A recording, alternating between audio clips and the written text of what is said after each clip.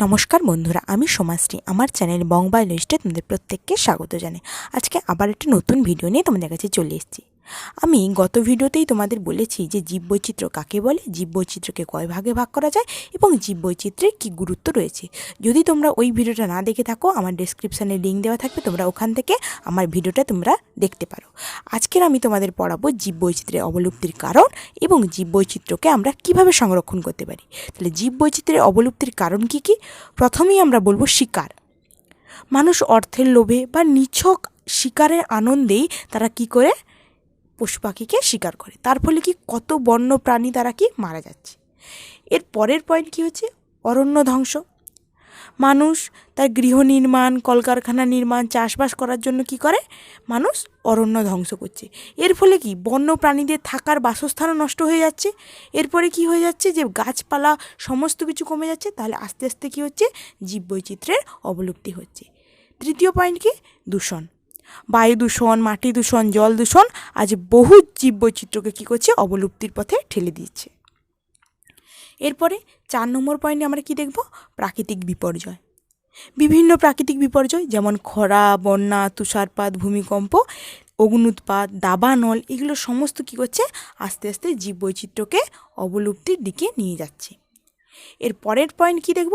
প্রাকৃতিক পরিবেশের পরিবর্তন। প্রাকৃতিক পরিবেশের পরিবর্তনের জন্য বহু উদ্ভিদ ও প্রাণী নতুন পরিবেশে খাপ খাওয়াতে পারছে না। তার ফলে কী করছে? তারা যখন নতুন পরিবেশে খাপ খাওয়াতে না পারছে, আস্তে আস্তে তারা কী করছে? পরিবেশ থেকে অবলুপ্তি হয়ে যাচ্ছে। এরপরে আমরা পয়েন্ট দেখব আন্তর্জাতিক ব্যবসা। বিভিন্ন প্রাণীর চামড়া, লোম, দাঁত, শিং প্রভৃতি বিদেশে রপ্তানি করার জন্য বহু প্রাণী নিধন করা হচ্ছে। ফলে ওই সব প্রাণীরা বিলুপ্তির পথে চলে যাচ্ছে। এরপরে আমরা কি দেখব? বিদেশি প্রজাতির অনুপ্রবেশ। অর্থনৈতিক বা অন্য কোনো কারণে বিদেশ থেকে নিয়ে আসা উদ্ভিদ প্রজাতি যেগুলি আমাদের দেশের জলবায়ুতে বংশবৃদ্ধি ও বিস্তার দ্রুত হয়েছে, তাদের জন্যই অনেক স্থানীয় দুর্লভ প্রজাতির উদ্ভিদ বিলুপ্ত হয়ে যাচ্ছে। আস্তে আস্তে আমাদের যে স্থানীয় যত উদ্ভিদ প্রজাতি তারা কী করছে? আস্তে আস্তে বিলুপ্ত হয়ে যাচ্ছে। এরপরে আমরা দেখব যে এই জীববৈচিত্র্য যে অবলুপ্ত হয়ে যাচ্ছে, তাহলে তো আমাদের জীববৈচিত্র্যকে সংরক্ষণ করতে হবে। আমরা আগের ভিডিওতেই তোমাদের বলেছি যে আমরা প্রত্যেকটা জীব একে অপরের ওপর নির্ভরশীল। তাহলে জীববৈচিত্র্য যদি না থাকে, আমরা কিন্তু কেউ পৃথিবীতে ভালোভাবে বাঁচতে পারবো না। আস্তে আস্তে আমরা সবাই কি মৃত্যুর দিকে চলে যাব। তার জন্য আমাদের প্রত্যেকটা জীবের, যেমন মানুষেরও বেঁচে থাকার অধিকার আছে, তেমন আমাদের প্রত্যেকটা জীবের এই পৃথিবীতে বেঁচে থাকার অধিকার আছে। আর আমরা এর পরে দেখব এই জীববৈচিত্র্য যে অবলুপ্তি হয়ে যাচ্ছে, তার জন্য আমাদের জীববৈচিত্র্যকে সংরক্ষণের দরকার রয়েছে। তাহলে কিভাবে আমরা জীববৈচিত্র্যকে সংরক্ষণ করতে পারি, চলো দেখি। এই জীববৈচিত্র্যকে আমরা কিভাবে সংরক্ষণ করতে পারি? দুইভাবে সংরক্ষণ করতে পারি। একটা হচ্ছে ইনসিটিউ সংরক্ষণ, আর একটা হচ্ছে এক্সিটিউ সংরক্ষণ। ইনসিটিউ সংরক্ষণ কি? জীবেরা যেই পরিবেশে থাকবে সেই পরিবেশে যদি তাকে রেখে আমরা সংরক্ষণ করতে পারি, তাকে আমরা বলবো ইনসিটিউ সংরক্ষণ। আর এক্সিটিউ সংরক্ষণ কি? উদ্ভিদরা বা প্রাণীরা যে আবাসস্থলে বাস করে, সেই আবাসস্থলের বাইরে গিয়ে যদি আমরা তাকে সংরক্ষণ করি, তাকে আমরা বলবো কি? এক্সিটিউ সংরক্ষণ। ইনসিটিউ সংরক্ষণের পদ্ধতিগুলো কী কী? জাতীয় উদ্যান, বায়োস্ফিয়ার রিজার্ভ, অভয়ারণ্য, সংরক্ষিত বনাঞ্চল, নিরাপদ অঞ্চল। এবং এক্সিটিউ সংরক্ষণের উদাহরণগুলো কী কী? বা এক্সিটিউ সংরক্ষণকে আমরা কিভাবে করতে পারি? চিড়িয়াখানা, বোটানিক্যাল গার্ডেন, জিন ও সিড ব্যাংক, অনুশীলন উদ্যান এবং জীব সংরক্ষণ। তাহলে চলো আমরা একে একে প্রত্যেকটা পদ্ধতি কাকে বলে সেটা দেখে নিই। ইনসিটিউ সংরক্ষণ কাকে বলে তোমাদের আগেই আমি বললাম, আরেকবার বলছি। প্রাকৃতিক বাসস্থানে অর্থাৎ নিজস্ব পরিবেশে জীববৈচিত্র্য সংরক্ষণকে বলা হয় ইনসিটিউ সংরক্ষণ। তাহলে যেই পরিবেশে একটা জীব বাস করবে, সেই পরিবেশে যদি আমরা তাকে সংরক্ষণ করতে পারি, তাকে আমরা কি বলবো? ইনসিটিউ সংরক্ষণ। তাহলে ইনসিটিউ সংরক্ষণের পদ্ধতিগুলির মধ্যে প্রথমেই আমরা দেখেছিলাম কি? জাতীয় উদ্যান বা ন্যাশনাল পার্ক। তাহলে এই জাতীয় উদ্যান বা ন্যাশনাল পার্ক কি সেটা দেখি।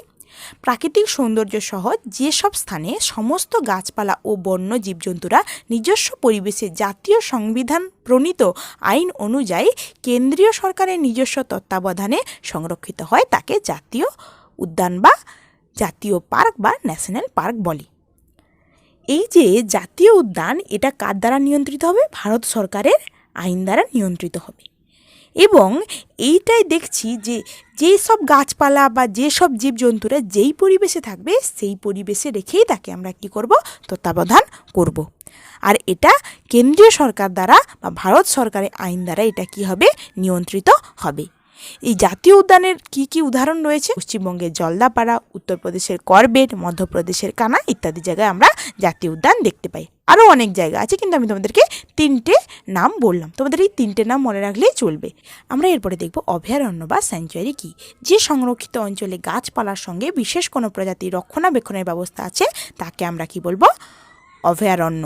এবং এই অভয়ারণ্য কোথায় কোথায় দেখতে পাবো? পশ্চিমবঙ্গের বেথুয়াডহরি, কর্ণাটকের বন্দিপুর, এই সব জায়গায় আমরা এই অভয়ারণ্য দেখতে পাবো। এরপরে আমরা আসবো কি সংরক্ষিত বনাঞ্চল বা রিজার্ভ ফরেস্ট কি। রাজ্য সরকারের নিয়ন্ত্রণাধীন যে অরণ্যে সাধারণের প্রবেশ নিষেধ কিন্তু গবেষণার জন্য অনুমতি সাপেক্ষে প্রবেশ করা যায় তাকে সংরক্ষিত বন বলে। যেমন অসমের কাঞ্জিরাঙ্গা, গুজরাটের গির প্রভৃতি রিজার্ভ ফরেস্ট বা সংরক্ষিত বনাঞ্চলের উদাহরণ। যেটা কার দ্বারা নিয়ন্ত্রিত হবে? রাজ্য সরকারের নিয়ন্ত্রণে থাকবে এবং যেখানে এমনি যে সাধারণ মানুষের প্রবেশ নিষেধ কিন্তু কোনো গবেষণার জন্য সেখানে অনুমতি সাপেক্ষে তোমরা সেখানে প্রবেশ করতে পারবে, না হলে কিন্তু সাধারণ মানুষের সেখানে প্রবেশ নিষেধ। নিরাপদ অঞ্চল বা প্রোটেক্টেড এরিয়া কি? বন বা বনাঞ্চল নাও হতে পারে, ওই স্থানে প্রায় সকল বিপদগ্রস্ত প্রাণীদের রাজ্য সরকারের আইন দ্বারা সংরক্ষিত করা হয়। তাহলে একটা বন বা বনাঞ্চল নাও হতে পারে, যে কোনো একটা স্থানে যদি প্রায় বিপদগ্রস্ত প্রাণী তাদেরকে কি করা হয়, রাজ্য সরকারের আইন দ্বারা সেখানে সংরক্ষণ করা হয়। এরপরে আমরা দেখব গেম রিজার্ভ কি।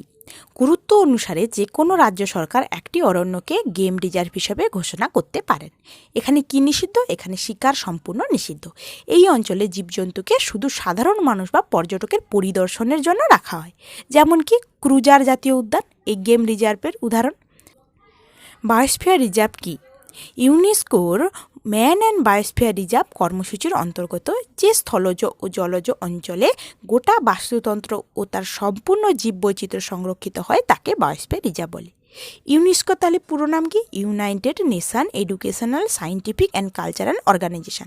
ইউনেস্কো একটা অর্গানাইজেশন, তার ম্যান অ্যান্ড বায়োস্ফিয়ার রিজার্ভ কর্মসূচির অন্তর্গত একটা কর্মসূচির অন্তর্গত হয়েই এই বায়োস্ফিয়ার রিজার্ভটা তৈরি হয়েছে। সেখানে কি হবে, যে গোটা স্থলজ এবং জলজ অঞ্চল, গোটা বাস্তুতন্ত্র এবং তার সম্পূর্ণ জীববৈচিত্র্য সেখানে সংরক্ষিত হবে, সেটাকেই আমরা কি বলবো, বায়োস্ফিয়ার রিজার্ভ। এই বায়োস্ফিয়ার রিজার্ভ প্রধানত 3টি অঞ্চলে বিভক্ত থাকে। কি কি অঞ্চলে? একটা কোর অঞ্চল, একটা বাফার অঞ্চল, আর একটা কি ট্রানজিশন অঞ্চল। এই পুরোটা যদি একটা বায়োস্ফিয়ার রিজার্ভ হয়, আমি হলুদ দিয়ে যেটা দেখিয়েছি সেটা হচ্ছে কোর অঞ্চল, এবং লাল দিয়ে যেটা দেখিয়েছি সেটা হচ্ছে বাফার অঞ্চল, এবং বেগুনি কালার দিয়ে আমি যেটা দেখেছি সেটা হচ্ছে ট্রানজিশন অঞ্চল। তাহলে কোর অঞ্চল কি? এটি রিজার্ভের কেন্দ্রীয় অঞ্চল। এই অঞ্চলটি আইনগতভাবে সংরক্ষিত, যেখানে মানুষের অনুপ্রবেশ নিষিদ্ধ। এটা একদম, এখানে এই অঞ্চলে মানুষের অনুপ্রবেশ একদম নিষিদ্ধ এবং এটা বায়োস্ফিয়ার রিজার্ভের একদম কেন্দ্রীয় অঞ্চল। এরপরে আমরা দেখব কি বাফার অঞ্চল, মানে ঠিক কোরের বাইরেই আছে বাফার অঞ্চল। এটি কোর ও ট্রানজিশন অঞ্চলের মধ্যবর্তী স্থান। দেখতেই পাচ্ছ, আমি বেগুনি দিয়ে ট্রানজিশন অঞ্চল দেখিয়েছি এবং হলুদ দিয়ে কোর অঞ্চল দেখিয়েছি। এই কোর এবং ট্রানজিশন অঞ্চলের মধ্যবর্তী কি স্থান কি বাফার অঞ্চল। প্রাকৃতিক সম্পদের ব্যবহার, গবেষণা ও শিক্ষামূলক কাজের জন্য সীমিত সংখ্যক মানুষের অনুপ্রবেশ অনুমোদন করা হয়। শুধুমাত্র প্রাকৃতিক সম্পদের এখানে ব্যবহারের জন্য এবং গবেষণা এবং শিক্ষামূলক কাজের জন্য সীমিত মানুষের এখানে অনুপ্রবেশের সেটা অনুমতি রয়েছে। এরপরে আমরা পড়ব কি ট্রানজিশন অঞ্চল। দেখছো যে ট্রানজিশন অঞ্চল একদম বাইরের অঞ্চল, কি এটি রিজার্ভের সবচেয়ে বাইরের অঞ্চল। এইখানে স্থানীয় মানুষ বসবাস করতে পারে এবং শস্য উৎপাদন, সামাজিক বনসৃজন প্রভৃতি করতে পারে। এই জায়গাটায় সাধারণ মানুষ বাস করতে পারে এবং শস্য উৎপাদন করতে পারে, সামাজিক বনসৃজন করতে পারে। এখানে একদম বাইরের অঞ্চল যে ট্রানজিশন অঞ্চলে সেখানে পারে।